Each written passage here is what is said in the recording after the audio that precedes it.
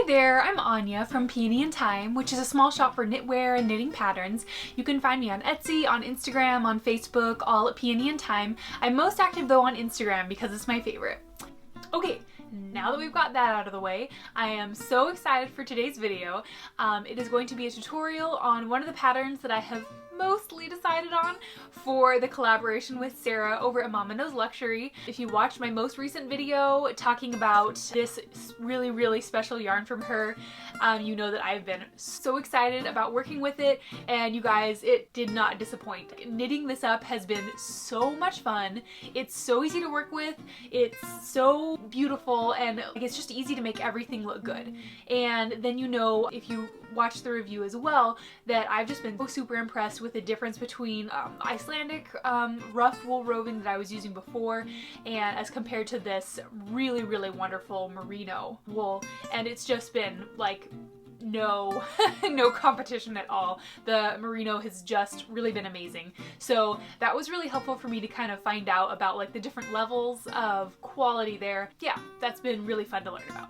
Anyhow, okay, so on to the good stuff. I have tried several designs because I'm a total perfectionist and so I just have to try everything before making up my mind. So the one that I have loved the most so far has been just a really simple 1x1 rib. Of course, I brainstormed and searched Pinterest for all these pictures of what other people had been doing to try and find some inspiration, and I had seen some pictures of ribbed blankets and it wasn't really doing it for me. But after trying several things and not just falling in love with them, with the patterns, I thought I'd just give it a shot. And you guys, I'm so glad I did because I really love it. So you can kind of see this here. Oh, I'm sorry. The dark fiber makes my camera go a little crazy. But so you can kind of see it here. How beautiful is this? So since it is a rib, if you know about ribbing, it does make it kind of pull together a little bit. So it's not going to be quite as like wide as if you do just a plain stockinette stitch or something where it lays a little more flat. So it does kind of pull it together a little bit when it's just laying flat.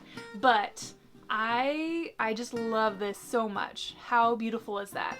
And as you can see, like it's so nice. Like I just want this like right close to my face, and I can't stop squishing it. So I just think that a really simple classic pattern really kind of highlights this specific yarn color, and I think it just looks really elegant and beautiful, and I love it. Anyhow, one other interesting thing is after I finish the knitting tutorials for this yarn, I'm going to do a tutorial on felting it, so it's just even a little bit stronger so that it'll stand up maybe a little better to wear and tear. But I have been amazed, one, by how tough this fiber actually is, but two, it actually does start felting a little bit when you work with it.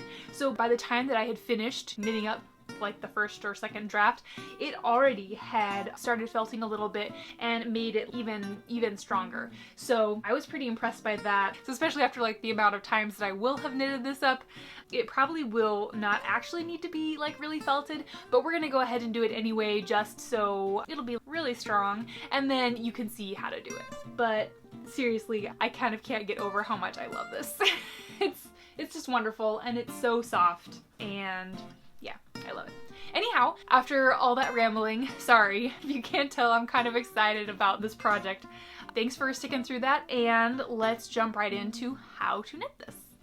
Alright, so to start off with, I thought it would be fun to do just a little side-by-side comparison of the merino top with this Icelandic roving that I had been using previously. So with the merino, you can see, if you compare it to my to my first video, you can see that this has definitely already started felting all on its own, just because I've knitted it up into a complete blanket probably about 3 times maybe at this point, and so just from the natural oils on your hand and from working it, it starts lightly felting. It still looks absolutely gorgeous knitted up, and it's still really soft to the touch, nice and squishy, but it's already definitely lightly felted, and so even just a little stronger than it already was when I first got it, and it's really strong to begin with. So with this, really soft, I can really wail on it like that, and it's not even affected at all. Then I'll take this stuff, which you can see is not soft and is really coarse looking. So you'd think that'd be pretty tough, but look. like no resistance whatsoever. Like I'm not even pulling that hard and it just rips right apart. And then you can see, like if you just compare these two side by side, this is still really, really nice and soft looking, and this stuff is just really coarse, not as lovely at all. Okay, so first off, one thing that I do is to go ahead and remove any rings that might have sharp edges, because you don't want anything snagging this while you're trying to knit, because that is going to be really frustrating. And then for this pattern, the 1x1 rib, it's nice and stretchy, and so we want to take that into account when we're picking out our casting on method, because since it's going to be like having so much stretch to it, we need a cast on that is going to accommodate that and will let it lay really nicely and isn't going to be pulling it in at the bottom. So I'm going to do the long tail cast on, and if you're a little bit shaky on how to do that, I have a really in-depth casting on tutorial, a few videos previous to this, so feel free to check that out if you need a little bit of extra help. It's pretty simple though. So I have my tail on this side, and this is about a little over 3 yards long, I would say.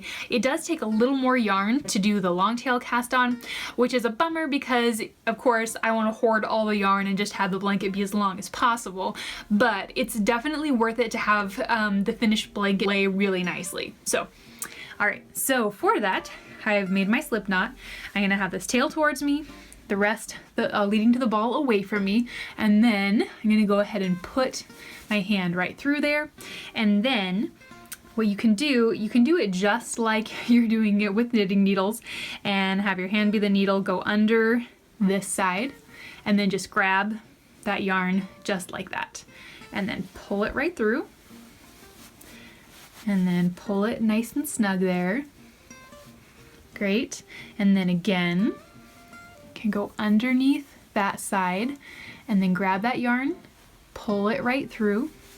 Great. So essentially all that you're doing here is taking this tail and just twisting it just like that to make a loop, and then you're pulling this other yarn right through that loop.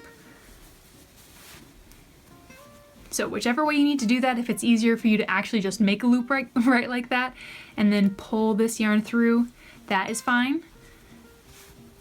Or if it's easier for you to hold it like that like you normally would for knitting, a little more even, or if it's easier for you to hold it like that like you normally would for knitting with needles, and then go like that, that is fine. Whatever is easiest for you, as long as you're getting the same end result is great. Okay, so we're going to cast on 14 stitches.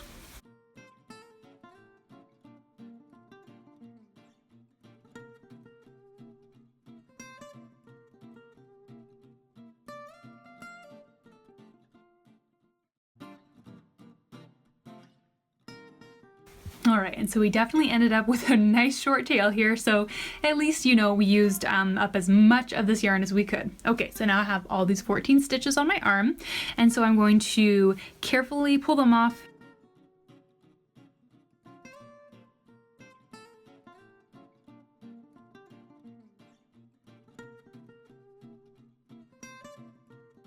Alright, so now I have all 14 of my stitches there laying really nicely. One important note is to take into consideration whether or not you are going to be felting this afterwards. If you are going to be felting it, that's going to make everything shrink up just a little bit, and so you might want to do your stitches just a little bit smaller when we begin knitting here.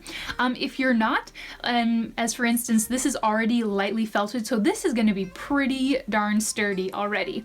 So you wouldn't necessarily have to felt it afterwards. You're already going to have a lightly felted product. But if you're not planning on felting it afterwards, I like to make the stitches just a little bit bigger because I think it looks really pretty, and then your blanket is going to look a little bit larger as well. Okay, another note is that with normal knitting, you would knit all the way across a row, and then you would flip the whole thing around and then work back across the other side. With arm knitting, we can do everything that we need to do just by working with the front side, which is pretty nice since, you know, you're working with a lot of stitches that aren't on a needle, and so you want to, anything to like not have to flip it around as much as possible is nice, just that so you don't end up accidentally having any stitches fall out. So we'll start with this very first stitch that's on the same side as the live yarn.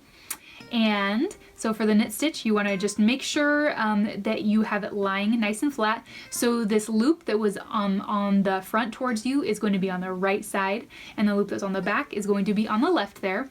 Okay, so for the knit stitch, you are going to have the yarn in back, and then you're going to reach through the front of that stitch, grab that yarn and then pull it right through. All right, and so then for the purl stitch, it's going to be the exact opposite. So you find your stitch there, make sure that you know which way it's supposed to be laying. You don't want to twist your stitches, otherwise you will definitely notice it in the finished product. Okay, so for this, you're gonna have the yarn in front, and then you are just going to reach around through the back of that stitch, grab this yarn, pull that up just like that. Great. And then since we're doing a 1x1 rib, what that pattern is just knit, purl, knit, purl, knit, purl, and so on for the rest of the row. So we already have our knit, here's our purl. So again, this stitch, make sure it's laying correctly. Knit, grab through, reach through the front, pull that right through. Make sure that the stitches are looking even. Then for this purl, bring the yarn to the front, reach through the back, pull that right through. Right, and then another knit stitch, make sure that's laying flat, pull that right through, purl, yarn in front, pull it through the front, looking good, knit stitch, make sure that's laying flat, reach through the front, pull it through, and just continue to the end of the row.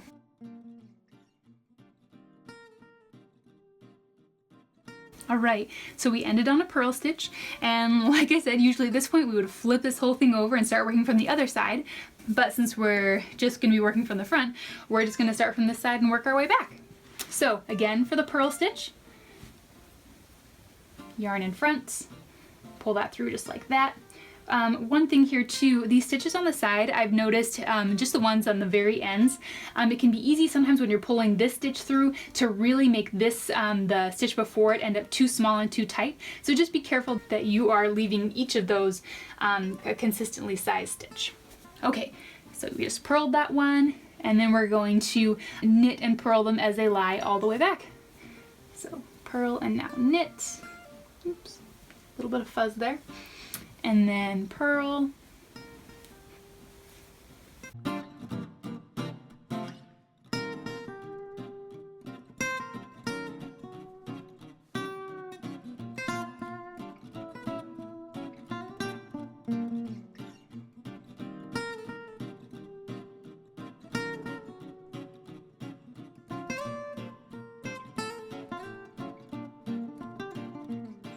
Okay, so again, we have reached the end of our row. So we're going to do that knit stitch, pull that through, purl.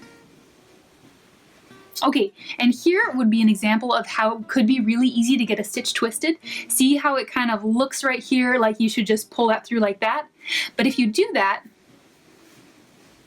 you're going to see this side ends up looking a lot longer than this side does. It's like almost, not quite twice the length.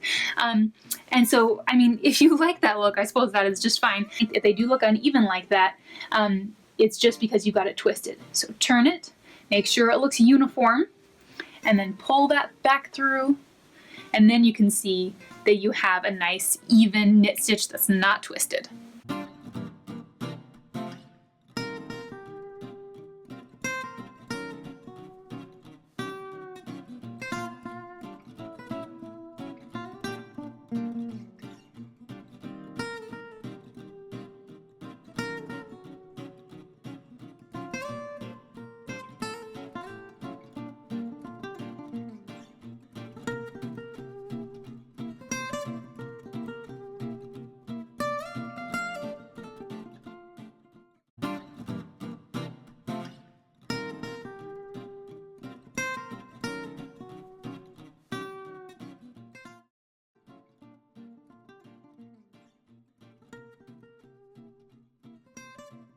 So now we have maybe around 6 yards of yarn left, which, you know, would be good for another couple normal rows, but the unfortunate thing with binding off is it does take a fair amount of yarn. So we're gonna use all of this in the binding off process. So we are gonna start over here, and again, just like with the casting on, for this particular pattern, we want a bind off method that is still going to allow some good stretch. So we'll start right over here, and then we're gonna knit one just like we have been.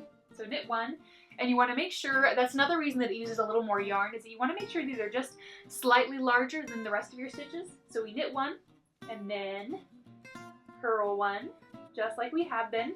Great. And then you're going to take this first loop and just pop that right over the second one. See? And again, another reason why you want to make these a little bit looser is that if you make them too tight, it's going to kind of pull this whole top row in a little bit and make it a little bit puckered. And you want this nice and loose. This is such an elegant, stretchy knit that you want this to be able to just lay out beautifully. So, okay, so now we have another knit stitch. And so yes, so we're just knitting or purling as the stitches lie, and then doing the little bind off like that.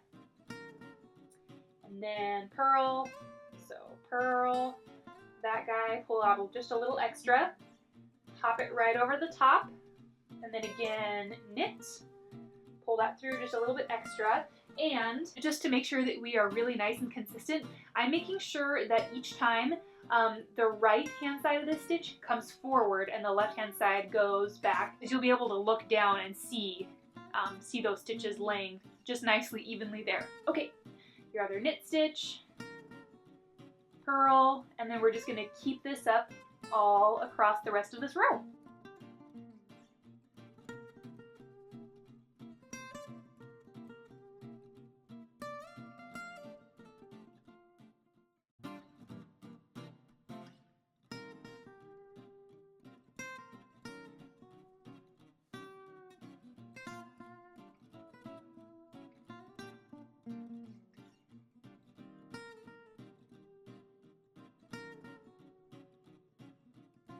All right, our very last one, as you can see, we really have only just a tiny bit of a tail left over here.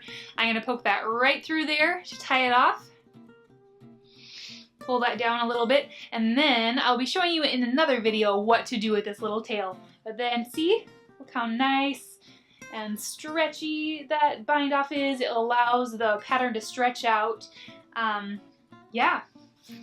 And other than weaving in your ends, which we'll go over again in a different video, you're done. Look at your beautiful blankets. All right, thanks so much for watching. I hope that was clear and helpful. If you have any more questions, as always, feel free to leave me a comment below and I will try to clarify that for you. Yeah, so I hope that you guys are able to get some giant yarn and try one of these projects, because like I said, seriously, I've been having so much fun making these and I would love for you guys to be able to experience that too. And as I said earlier, I'll be making another video later to show you how to take care of weaving in those ends. There'll be a really handy process to make those guys just disappear, but I have not committed to my final blanket pattern yet, so I am not weaving in any ends until it's final. Once again, I will put a link to this yarn in Sarah's shop in the description below. That way you can go check it out for yourself. And that coupon code for 10% off, I'll put it up on the screen here. That is valid through June 30th. So if you do want to get some giant yarn and try one of these projects for yourself, that would be an awesome thing to take advantage of. So thank you guys so much for watching, and please go find me on Instagram and tag me in your giant knitting photos because I want to see what you guys are working on. All right, have a great day, guys. Talk to you later.